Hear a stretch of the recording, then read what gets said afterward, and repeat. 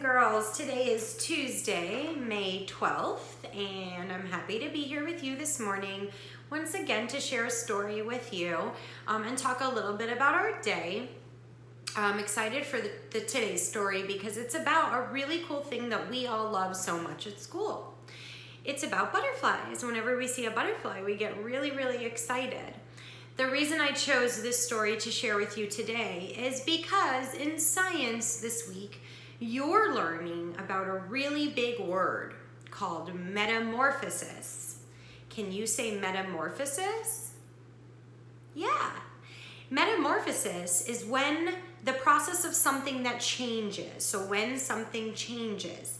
So in this story today, it's called A Butterfly Called Hope. Okay? And we're going to see about how a butterfly grows and the life cycle of a butterfly. We're going to pay close attention to how it changes, since that's what we're focusing on in science this week.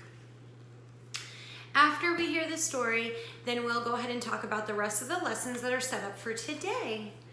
A Butterfly Called Hope by Mary Alice Monroe. And the pictures in this book are beautiful. They're actually photographs, so they're really, really great to be able to see what is actually happening in nature. In my mother's garden, there are many flowers. Pink, blue, yellow, and orange. They open their petals to the sun. I call them flying flowers. Well, take a look at them. Are they really flowers? Are they butterflies? And underneath each one, there's a label. So I'm gonna go ahead and read those to you. Monarch, cloudless sulfur, Gulf fritillary, black swallowtail. You can see the garden. It's beautiful. I look at a green milkweed leaf and I see a bright yellow and black bug staring back at me. Chewing, chewing, chewing.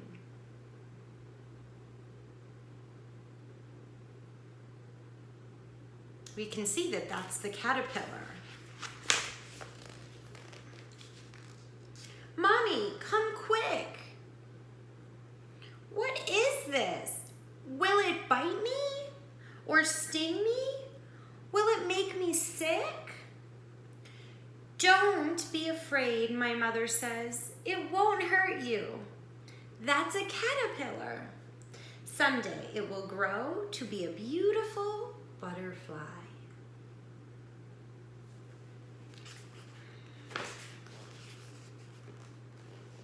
What kind of butterfly will it be? I ask, still afraid. My mother says, let's take the caterpillar to Nana Butterfly. She will know. We place the caterpillar gently on a leaf in a big glass jar. I carry it in my lap in my mother's car.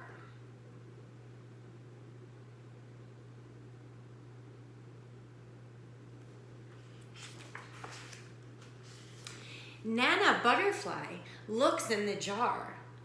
You have a monarch caterpillar. You can leave it with me. I'll take good care of it, and then I'll set the butterfly free. No, I tell her, because I love my caterpillar. I want to keep it, Mommy. Can I keep it, please?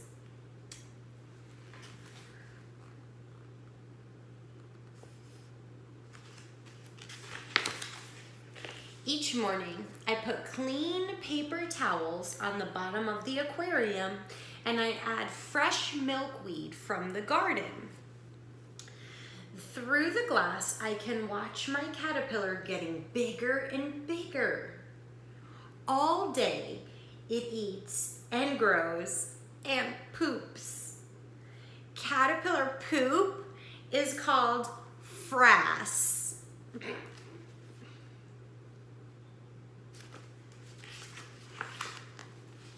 I make make sure my caterpillar has plenty of fresh milkweed to eat. So you can see this is the milkweed plant. This is the leaf.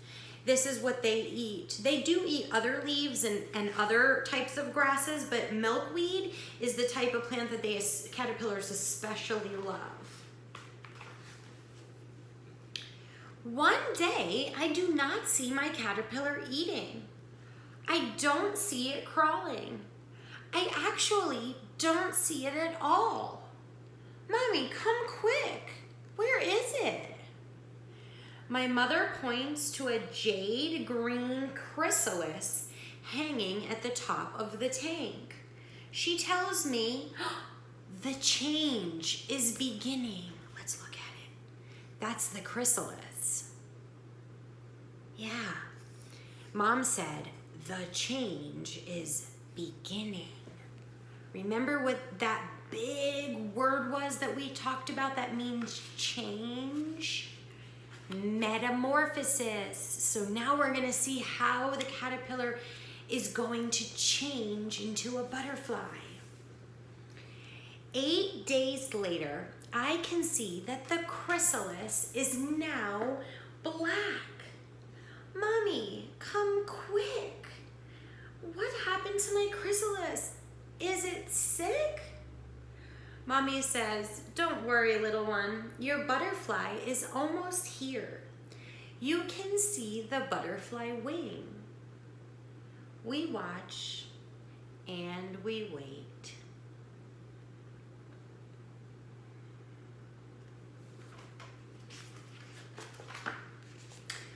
A new butterfly slowly emerges. She clings to her empty chrysalis.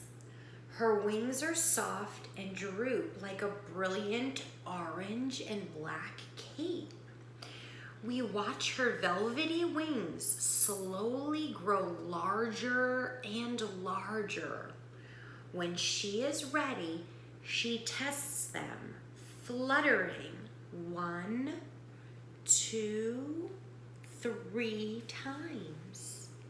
I'm going to show you close up all the stages from the chrysalis. So there's the chrysalis with the butterflies inside. Then she's coming out, hanging on to the chrysalis, still hanging on, not ready yet. You can see how the butterfly slowly starts to open her wings.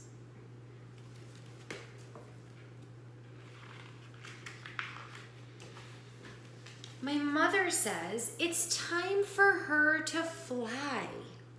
No, I cry. No, I want to keep my butterfly. A butterfly needs to fly free to sip sweet nectar from the flowers. She will lay eggs on milkweed leaves, so there will be more butterflies.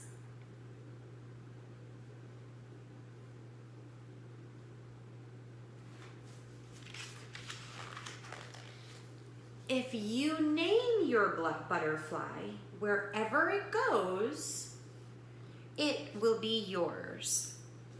Can I give my butterfly a name?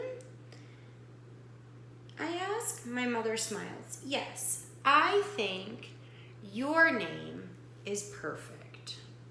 So she named the butterfly her name. She gave her butterfly the same name that she has.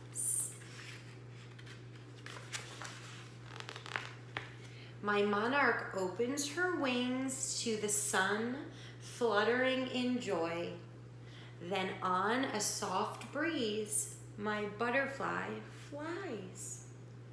I feel the warm sun on my face as I call out, your name is Hope.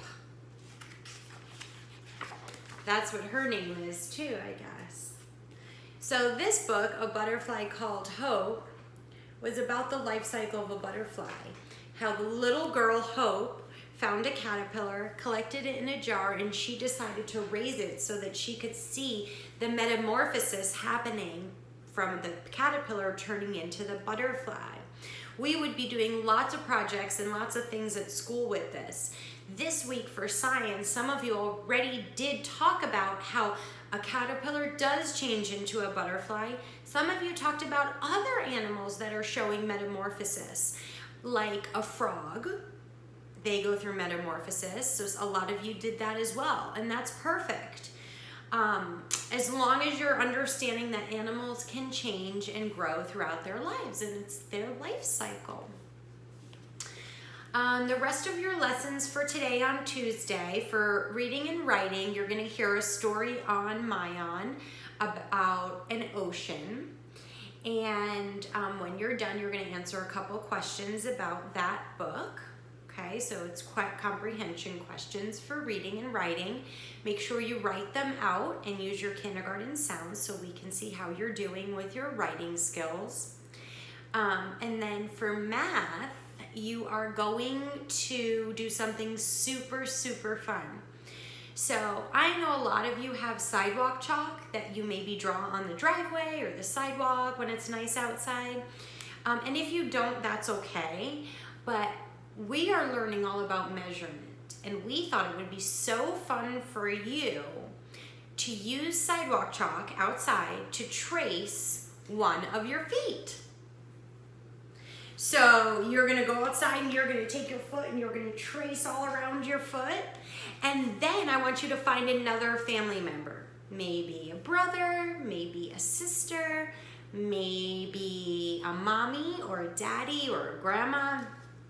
Find another family member, and I want you to trace their foot. So you'll have 2 feet. You'll have your foot and then your family member's foot. And then you're going to answer a couple questions. Which foot is longer? Which foot is shorter? And how do you know?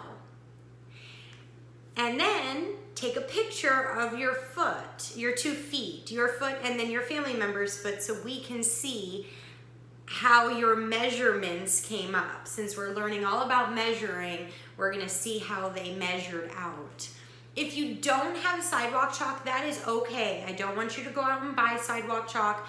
It's totally fine. You can do the same exact thing by using just a plain piece of paper at home inside the house and using a marker or a crayon or a pencil and tracing your foot on one page, and then on another paper trace another family member's foot, and you're going to compare them just like you would do if you had the sidewalk chalk, okay? So remember, we're talking about longer and shorter, taller, shorter. Got it? Okay.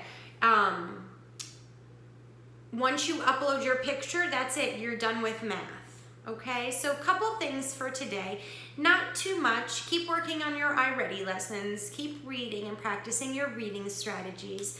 And we will see you tomorrow for another great day of learning. Talk to you soon. Bye.